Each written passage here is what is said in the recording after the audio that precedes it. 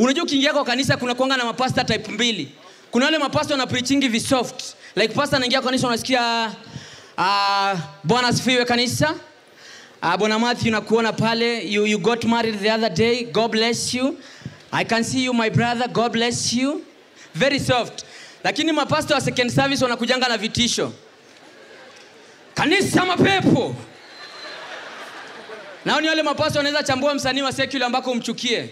Kanisa, nilipokuwa kwa gari asubuhi ya leo niliweza kufadhaika mno. Nilikuwa namsikiza msanii Timidat. Aliweza kunikera sana. Asha, nipatie Timidat. Zima. Timidat.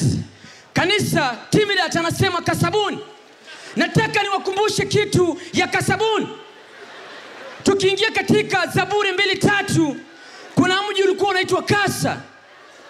Kasa ulikuwa ni mji wa mapepo. Ina maana gani? Timi amechukua Kasa akapeleka Kayole. Na tunasema watu Kayole wananyongwa. Hawanyongwi. Ni Timidat. Geukia mwenzako mwambie Timidat.